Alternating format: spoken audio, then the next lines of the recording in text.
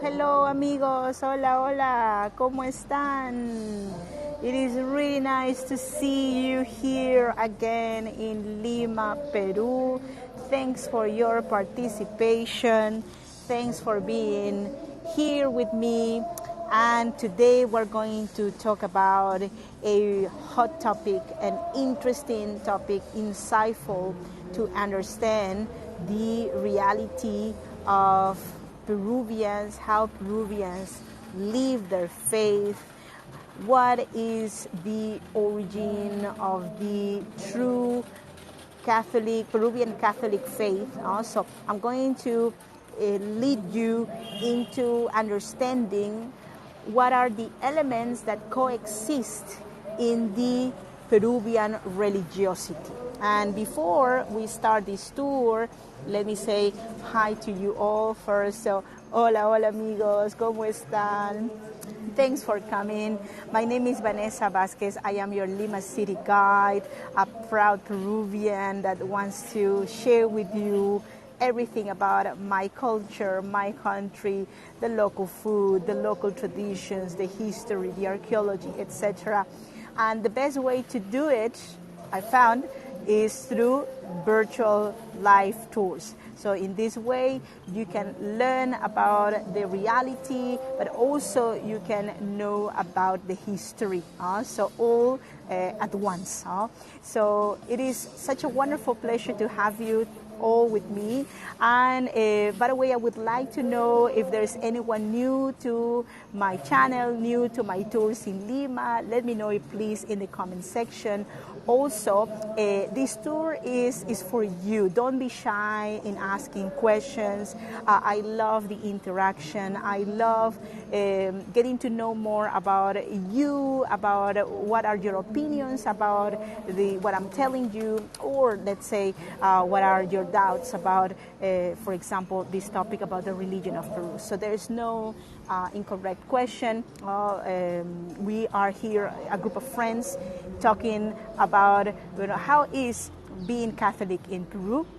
So, well, if you are ready to start, please give me a thumbs up. I would like to know if you are ready. I would like to know if you are also interested in this theme.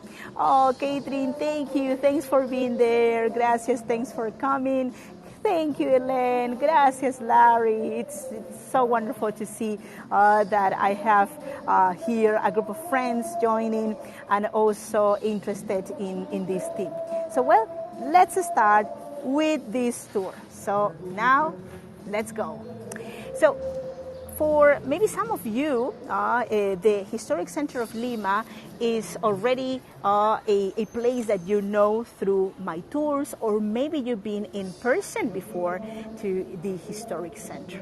But if this is the first time you are seeing the downtown of Lima, by the way, this is not the main square of the city, but we are about 3 blocks away from the main square, starting this tour in one of the most impressive façadas we have in Lima, one of the most impressive colonial façadas we have in Lima. This is the Church of San Agustin, the Augustinian order, which is one of the oldest orders we have in Peru.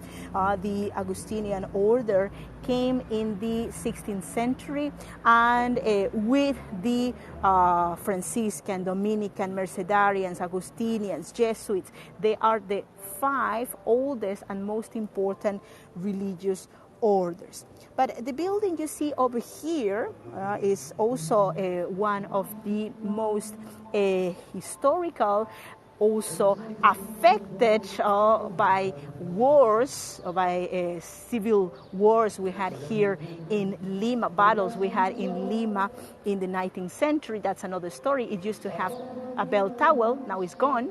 But you can see the unbelievable stonework at the entrance. So this style you see here is called churrigueresco. This is a overly loaded Baroque style. And this building is from the let's say, the period of the 18th century. There was a terrible earthquake in the year 1746, and it had to be restored also mainly after that earthquake. But the order of the Augustinians arrived to Peru in the year 1573, and this is the moment when also Lima starts receiving the orders and their perspective about how life should be lived, no? Because first the orders that came were the Franciscans, the Dominicans, Mercedarians, Augustinians. These were the people that set, the way of the indigenous into the Catholic faith, right? So when we talk about the Peruvians' faith, the Peruvians' religion. So if you ask me what is the religion of Peruvians, the main religion of Peruvians, of course, the simple answer is Catholic, right? Peruvians are Catholic. But that is a very simplistic way of answering that question. Because to be honest, when we talk about the religion of the Peruvians, the Catholic faith, the way how we live it is not exactly the same way how Italians, for example, live their Catholic faith, or Spanish, or let's say many other big, let's say, international communities that are Catholic. Even in Latin America, the same. So the faith of the Peruvians, the Catholic faith, it has 3 pillars that are very important. 3 pillars. The first pillar, the first influence, let's talk about influences, is of course the Spanish faith. So now we're going to continue walking, and we're going to have today the chance of seeing different churches. My intention today is sharing with you churches, their history, the history of saints, and the history of the evolution of our faith as Peruvians. So, well, first of all, let's talk about the Spanish influence, right? Because before the Spaniards, before the conquest, we had no understanding or whatsoever of Jesus or Mary, right? The religion of the indigenous of Peru was a religion completely different, oriented towards the worshiping of the natural elements, the ones that were visible, the mountains, the sun, the moon, the lightning, the rainbow, the ocean, right? So elements that the indigenous people were able to see, but also they were worshippers of gods that they were not able to see as well, right? That they imagine how they could look and represented them in fusion elements, like fusion animals, like for example, let's say the puma god, there was the condor god, the snake god, right? So this was a complete different religion than the one the Spaniards introduced. But in this period of the conquest, the conquistadors were not flexible about the faith the indigenous were continuing, carrying during the conquest times. Because the church came here with one reason, and to justify that reason, one big excuse. Which one was the reason? Of course, they needed to expand the territory of Spain and get wealth from this zone. Gold, silver is what they were looking for. Which one was the excuse use of their presence, the justification of their presence here? Does anybody knows it? If you know it, just comment, or if you think that maybe this one or the other, comment it here if you can, please. So I will answer also in a moment. Okay, so Helen, to save the souls. Muy bien. The souls of whom? Caitlin, the religion. Exactly. Yes, of course, Caitlin. So we are in the good direction, right? But save the souls of whom? They were saving the souls of, of course, I know you know it, they were here to save the souls of the indigenous, right? So they were not open to accept any other faith here. They were not willing to receive any Jews in this territory because they didn't want it to contaminate the indigenous minds with other religions. They didn't want it to have Moors like Arabs. No. They were very close-minded about that. So the indigenous who were here in this territory, they immediately passed through a process of acculturation. There were systems used by the kings in that period. In Europe, for example, was the Inquisition, right? That persecuted people that were not Catholic. Even also the Inquisition came to Peru. I have also tours about that. But there is another institution that copied the style of the Inquisition or was inspired in the Inquisition that worked here and functioned to persecute also the witchcraft of the indigenous, their faith, which was the extirpation of idolatries. Right? So this was a very, very tough group. So anyways, we have here the introduction first of the faith by, the example of the Spaniards. All of these elements of, for example, the Virgin Mary, Jesus Christ, the natural sin that we are born with, were completely estranged to the indigenous. But somehow, there were elements that were a little bit more sort of like understandable by them. Well, let's talk about, for example, Virgin Mary, right? Virgin Mary is a woman that is the mother of Jesus, is the mother of us, is the one that protects us. We also praise a lot Virgin Mary in Peru. Virgin Mary is everywhere, right? And she's the one that takes care of you, understands you as a mother, right? So when the indigenous started to hear about the Virgin Mary, they started to create in their mind some connections between Virgin Mary and the Pachamama, the Mother Earth. The Mother Earth is this female entity that is the mother of all of us, that give us food, give us products from the womb, from their insides, like the potatoes, for example, the crops. And she, in a way, she is the nourisher, right? So this is why the indigenous started to believe that the Pachamama and Virgin Mary were sort of like one. By the way, we are having a really nice walk in direction to another important church.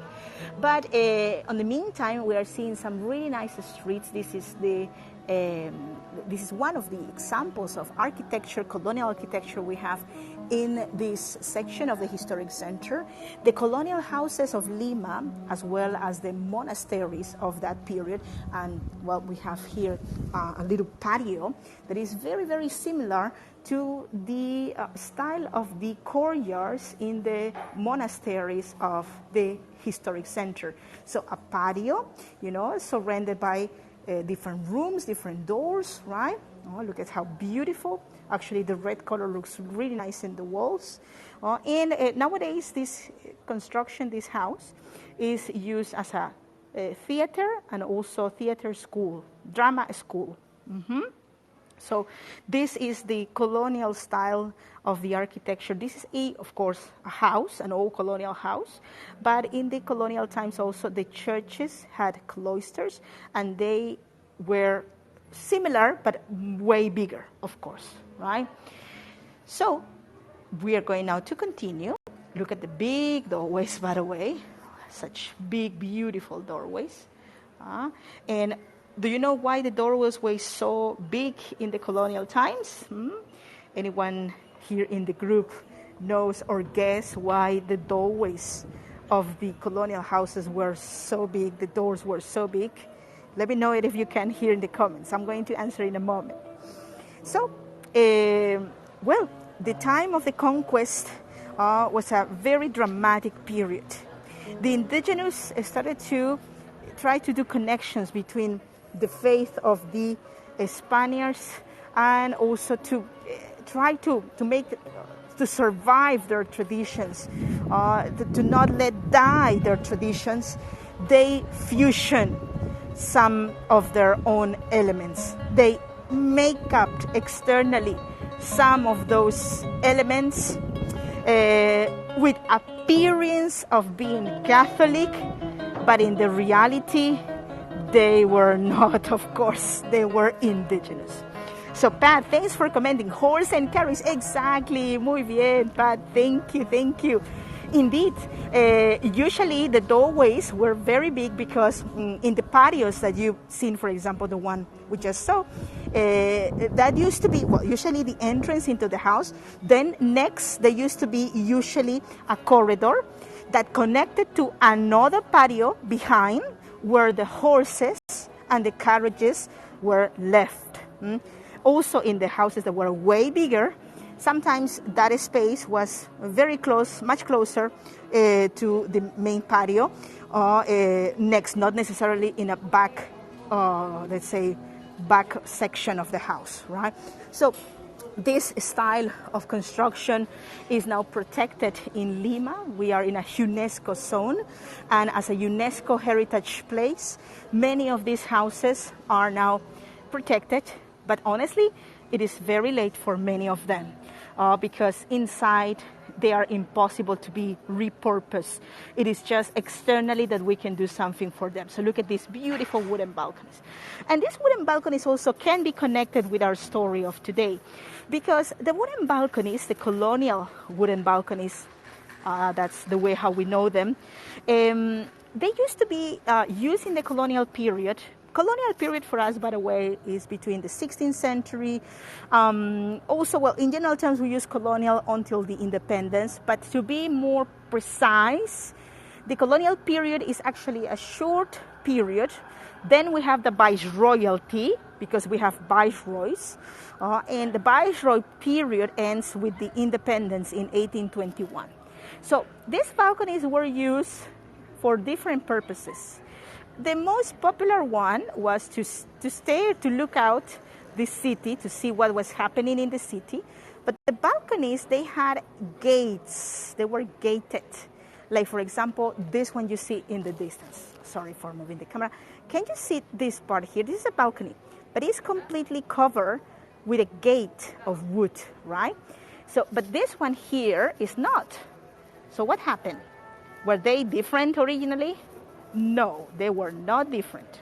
So, Caitlin, thanks for the question. So the colonial period, we were a colony, like basically, we have actually, to be more precise, we have the conquest period, which is the first more or less 30 years of the history of Peru. The coming of the conquistadors is the year 1632. Then we have the colonial period, which is the first century until the end of the, let's say, 16th century. The 1500s. And then after we have the viceroyalty period. The viceroyalty period continues until the 1821, which is the period of the independence. Just to give you a general idea. So, thank you, Marek. And on all the colonial period, in general, how we use it is from 1532 to 1821. Gracias, Marek. Thank you. By the way, my husband, Marek, is here with me, virtually and in person. So we will continue. Gracias, Marek. No, Catherine, thank you. Thank you so much for your question. So the balconies, which were like that one you see there, they were used during the processions.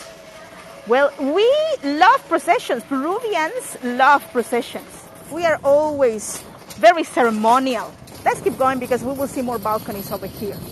So we are very ceremonial. We love the acts of public acts of faith. We have, by the way, one of the biggest processions in Latin America. This procession is called the Senor De Los Milagros. We're going to talk about it in a little while. So you can imagine in the colonial period, this extended time that Marek also mentioned in the comments up here, that we had lots and lots of processions. There was one reason also to do that. The church, in a way of, protection or, being good to the slaves, and now we're going to talk in a little while about the slaves too, the slavery, African slavery. The church created lots of religious festivities in the calendar. Why? Why they needed to do that? Well, in the colonial times, the slaves were not able to rest. They didn't have free time to rest, right? So, the landowners, the owners of the slaves, the slave owners also, they utilized them constantly every day, right? With some few exceptions, and usually those exceptions were religious festivities.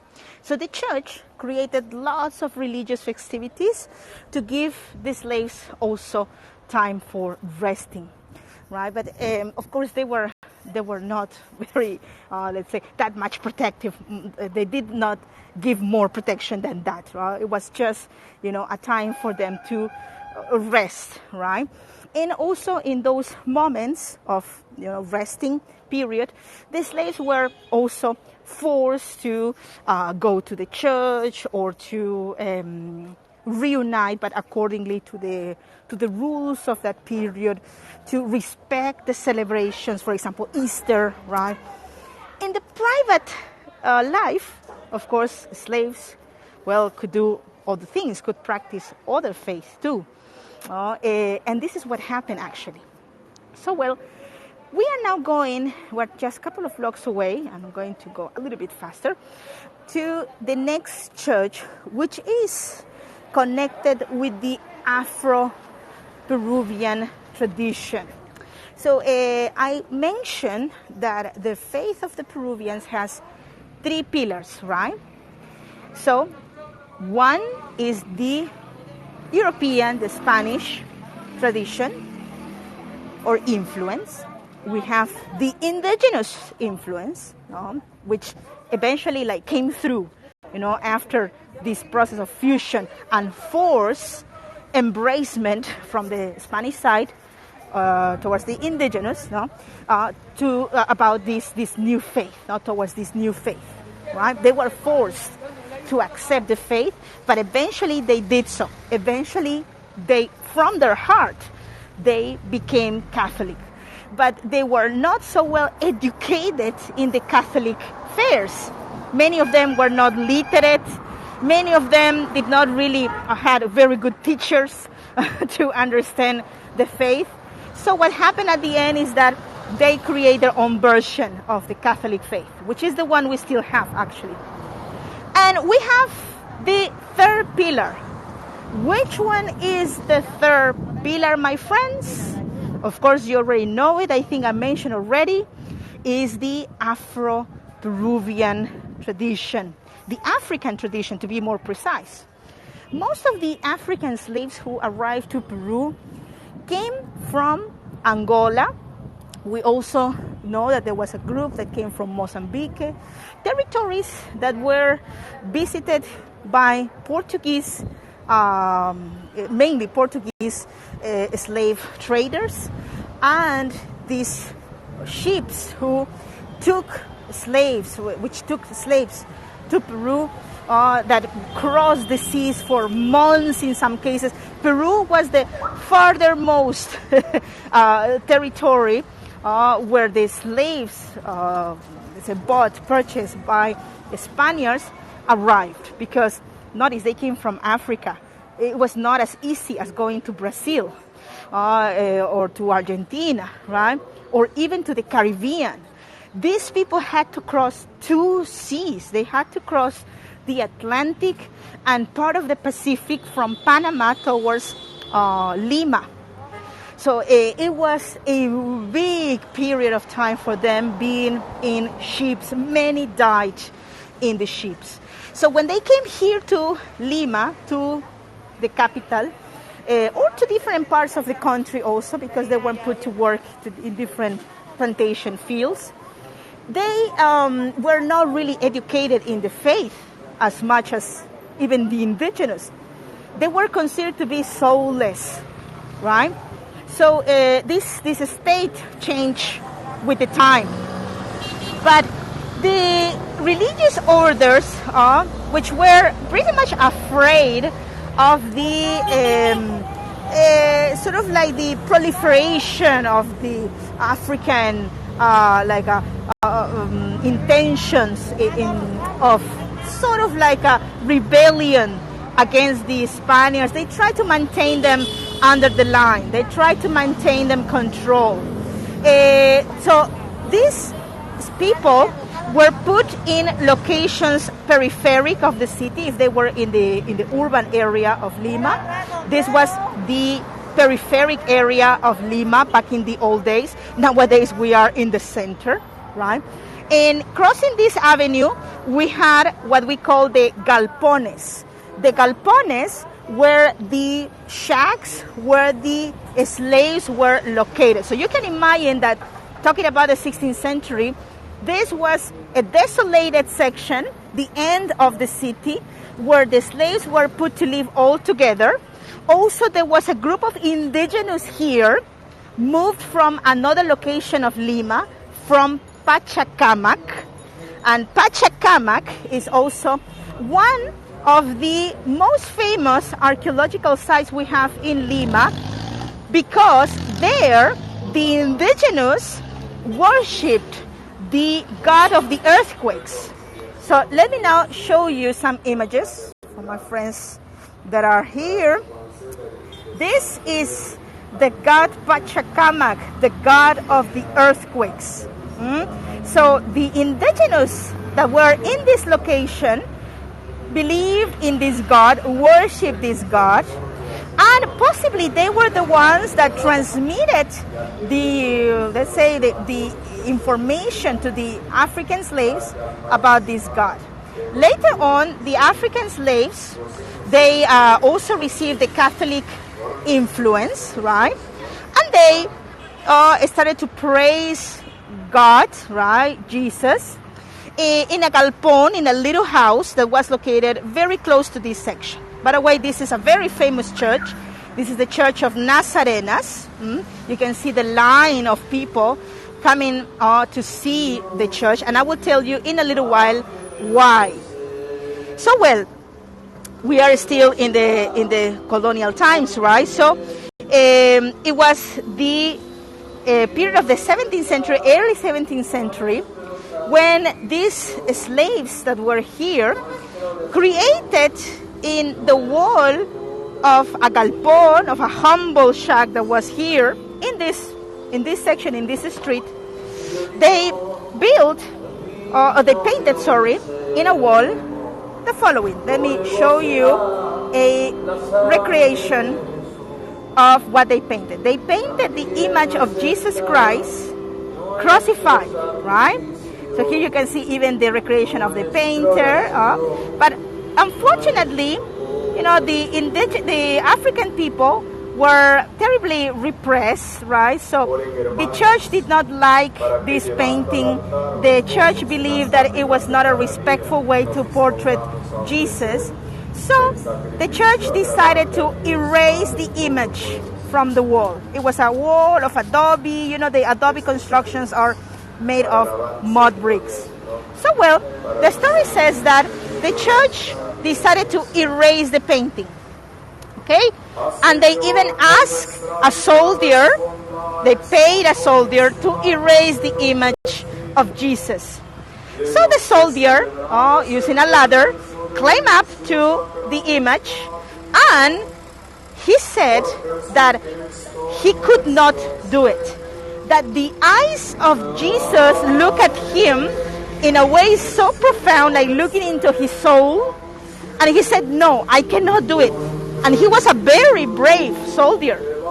So, well, the priest said, okay, let's ask another person to do that job. So they pay even more to the other soldier. And the soldier, the next one, he said that a light flashed his eyes, and he actually was blind for hours. So of course, like, everybody started to be worried, like, what's happening, right? Hysteria, collective hysteria. So people then said, no, we cannot erase this image. So what you can see here, what the people are standing for to see, is the image, the actual image that was painted by this, it was a black artist that is anonymous. We don't know who he was. But it is exact same painting that is here in the distance. And I don't know if you're able to see something inside because it's dark. But basically, and because for respect, I cannot get too close because people here are having big devotion. But inside is the image of the Lord of the Miracles. Let me know if you can see something or you just see black, because I have an image with me that I can show you of how is the image inside. So here I have the image of Jesus, right? This is the exact image that is inside the image of the Lord of the Miracles. And also, just to give you an idea, the big processions that we have here in October, which is the month of the Lord of the Miracles in Peru. Okay? So, well, we will now continue. And being Sunday also, this is the day when many people come to visit the church, to accomplish the promises they've done, to, for example, for getting any healing for their relatives. Now with the COVID, you can imagine that many people attribute the recovery to the image, the holy image of the Lord of the Miracles. So Chris is asking, is the church full to capacity or is it social distancing? Why they're outside? Yes, Chris, actually the reason of the people outside is because inside it is full capacity, outside is still, there is a space for people, and maybe you saw there was a person with a shirt, white shirt. So he is the one accommodating the people in circles that are on the floor to keep social distance. So the mass continues, still is on. You can hear also the Hosanna song. And, oh, no problem, Caris. I'm so happy that you are asking. And, of course, I was not able to know if you were able to see the image inside, because from outside can be a little bit dark. But once again, just to give you an idea, this is the image that is inside, right? And also another thing very interesting. Now remember that this image was painted by a black man, an anonymous black slave. And here we have also a series of elements that are connected to the faith, let's say, of this towards this image, the Lord of the Miracles, the Senor De Los Milagros. For example, look at the color of let's say these. Oh, look at these representations, these images of that have the representation of the crucified Jesus, Senor De Los Milagros. You can see that the color that is used is purple. Purple is the color used also for, let's say, what we call the hábitos, or the robes that people that are devoted to the Jesus of the Miracles wear during October. And the reason is because purple is the color of the bruises of Jesus. In the image of the Lord of the Miracles, you can see the representation of the bruises of Jesus, the lacerations, right? So purple is the color also of the suffering. And there is also another element that is connected to the faith of the Lord of the Miracles. This is a dessert that is like a nougat. And this nougat, which is called turrón de Doña Pepa, it is also consumed during this period. During this time, of October, the month of the Lord of the Miracles. And, by the way, let me tell you something. We have people, what we call barristas. Oh my gosh, look at this. This is something interesting. Can you see the people over there? Oh my gosh, I was so worried. My friends, that group of people is what we call barristas. They are hooligans. Do you know what's hooligans? Hooligans are the soccer fans. And they are going to, walking actually, to the stadium. So that's why you see people with flags. They are going to the stadium to support their team. That's the team. For the colors I see in them is the Alianza Lima. So I was worried because I heard something like the gun, but no, it was the hooligans.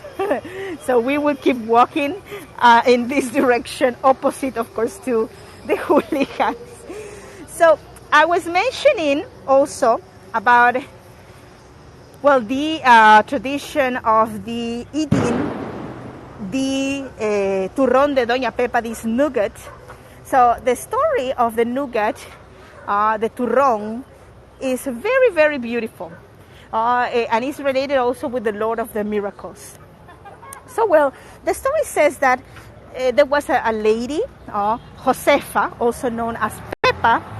And Josefa, she was a slave. And she got very sick. She got very sick, possibly of arthritis, a disease that sort of like damaged her capacities to work, right? With extreme pain.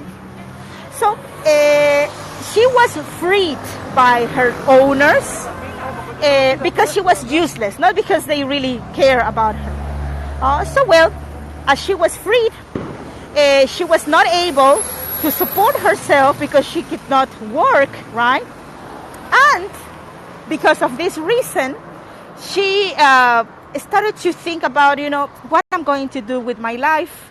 The story says, because this is a legend, this is a story, that she asked God, I would like to receive salvation from you, but I don't know what I can do to please you enough to receive this miracle.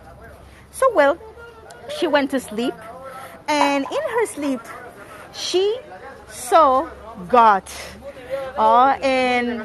We don't know how she really saw him, but the story says that God presented to her, and he said to her, Pepa, I am going to cure you. But I need first that you do for me something. I need you to do a dessert for me. So she said, of course, God, I will do a dessert for you. But which dessert will be, in the level to please you? Because my desserts will never be good enough. So, God said to her, Cris, thank you so much for your tip support. Muchas gracias. Thank you. So, God said, I am going to give you the list of ingredients and the recipe, and I want you to do this for me tomorrow. And she did the recipe, and it became a big success. Everybody loved it. So she started to sell this recipe outside the Church of the Lord of the Miracles, which you can see also again the image over here, the Lord of the Miracles. And it became a big success, right? So basically the dessert, what we say is that It is a heavenly, let's say, ingredient, a heavenly recipe. Carice, thank you so much for your support. Thanks for being with me. Gracias, Catherine, as well. No worries. Oh, do you see this sign here? Se lee cartas. What do you think it means? Se lee cartas. Anyone knows Spanish in the group? And let me tell you in a moment what is the meaning of this, let's say, sign. Se lee cartas means we read the cards. We read the future. So in a place where you will not expect basically let's say, presence of magic, even black magic, we have images of saints, images of different, let's say, elements that are connected to the religiosity, right? We have also some elements of black magic too, white magic. So this is sort of like a witch's market of Lima. So here people can read the future, people can read the cigars, people can read the coca leaf. So this is a zone where the ones that are the belief in this combination of Santeria with the Catholic tradition, they can come and receive answer to their questions. Also, at the same time, you can buy religious images, such as, for example, look at this, Santa Rosa de Lima, and San Martin de Porres. And now, as we are coming to the end of this tour, I have to talk about these two saints, because this is the final part of this tour about religion, right? And here, before we go, Marek, my helper, he's showing me, for example, different amulets. These are candles for attraction of the of the one you love, or if you are seeing, for example, or feeling you have black magic in you, you can buy these candles. This is for cutting the energy, the bad energy, or for even desiring the dead. This is a coffin, right? The tarot as well in the upper part, right? So we have even for fertility, for love. You can imagine what is that, right? So we have all kinds of candles, and the candles are connected as well with what you are wishing, what you are looking for. So, but they are not just purchased freely. Also, you have to ask to the vendor, which usually is a person that knows about magic, could be black magic or white magic, to do certain spells, let's say, and in that way they will become finally beneficial to you. So, gracias, Marek, thank you so much. He was pointing out like these elements that he thought you would find interesting. So here we are in the section where we're going to talk about the saints, the Peruvian saints.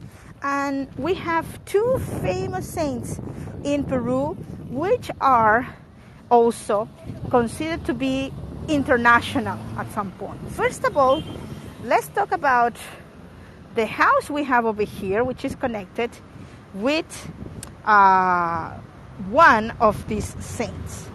So the saint we are going to talk about here is known as the first black saint of America.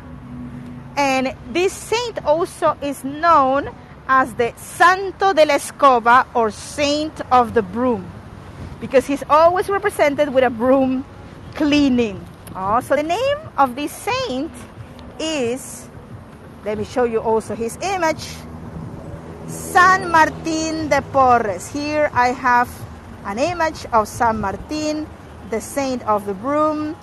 He's always with a broom, and he has also always with him a dog, a cat, and a mouse.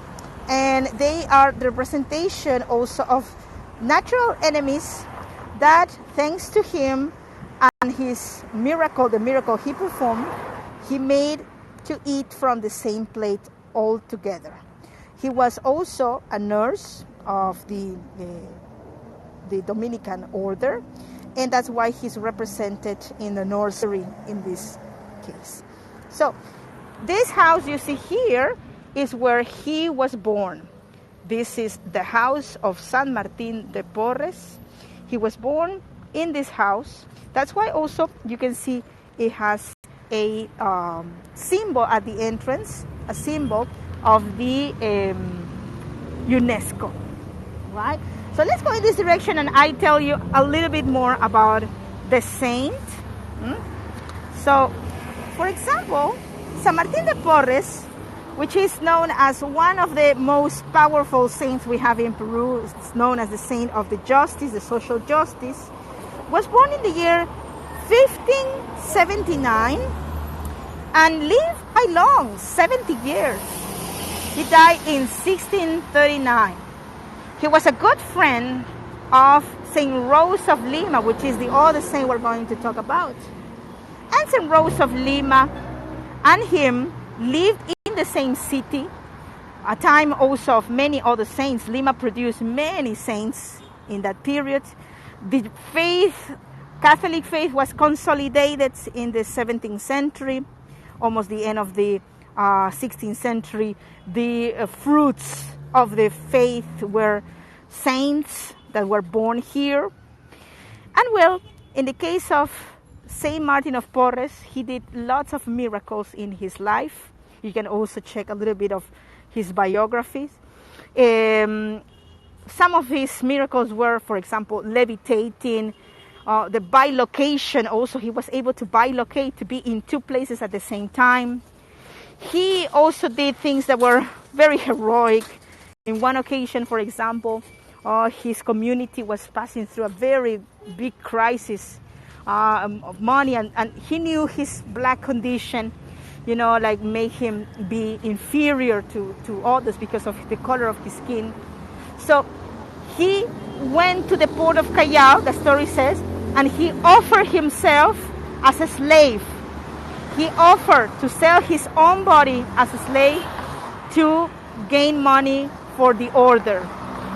And of course, nobody permitted him to be sold as a slave, but he tried to do his best to save his order and his friends, his brothers in Christ. So he's known as the saint of the social justice. And here across the house of Saint Martin of Porres, we have another important building. And this is the Church of Saint Rose of Lima. So Saint Rose of Lima was born in the city also of Lima, and she lived in this location for a, let's say, long period of time. Actually, her childhood until she died. She died when she turned 31 years old. She was born in the year 1586 and died very shortly, really, after, she very young, in the year 1617.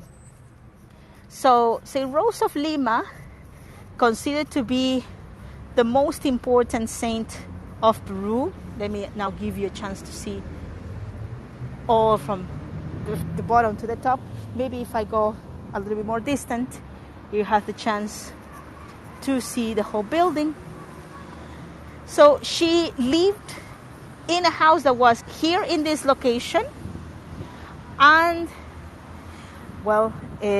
died also here in this location, as I was saying, in 1617.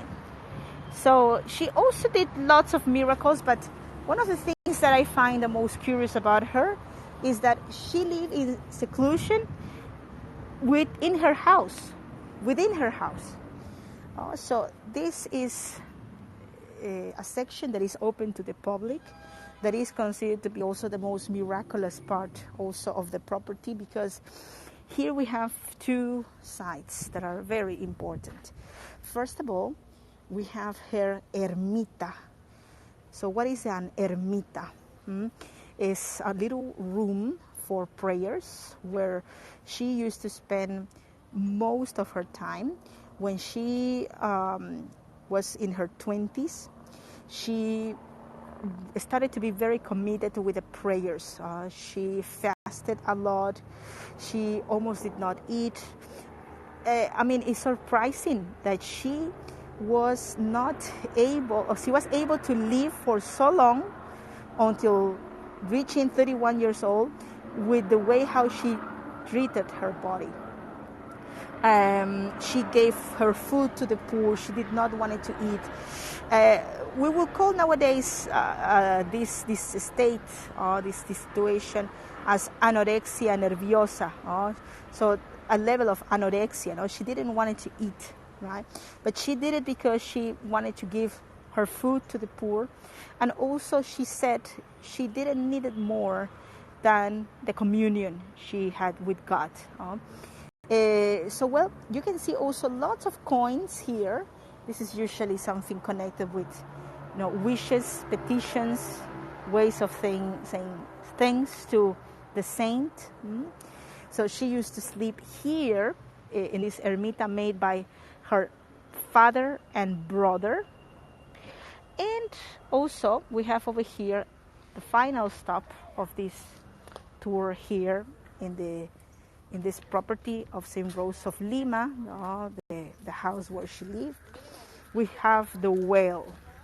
And in this well, we Peruvians that are devoted to St. Rose of Lima, if we need a favor from the saint, we come here and we throw a letter inside the well. So the letter that contains your wishes. You can see also some people here writing their letters. So it just depends on the measure of your faith, right? And then the wish you have come true. So these are the many letters. Look at how full this well is with letters. And the story of the importance of this well, for example, why we associated it with accomplishing dreams. Well, it's just because when St. Rose of Lima decided to use a silicium to also protect a chastity belt, basically, and a silicium, permanently. This is the well, by the way, with lots of people throwing their letters. So she decided to throw the keys of this chastity belt and silicium as well in this well. So in that way, she would never retract from her decision. So this is why this well has become also so famous, so popular as a place where people come and throw their letters as a way to communicating with St. Rose. So, and we are coming now to the end of this tour today. Thank you so much for your participation, for coming to this tour, for joining me in this adventure of trying to understand the origins of the faith of the Peruvians. So now you know that to understand the Peruvian religion, the Peruvian Catholic faith, we have to first of all see their influences.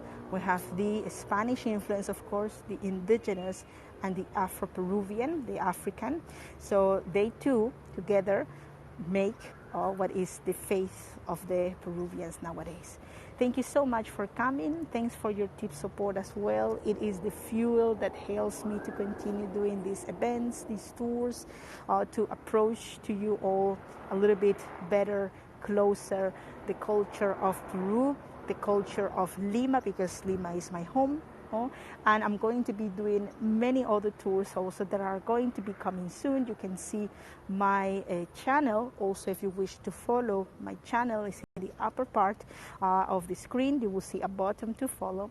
And once you do that, there is a section about me where you can see my social media. So you can also follow me there. Thank you so much. Have a lovely rest of the Sunday. Love to you all from Lima, Peru. Take care. Bye-bye.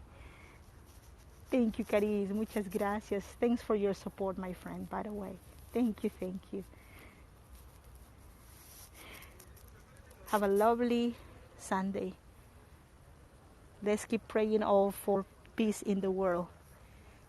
Bye-bye.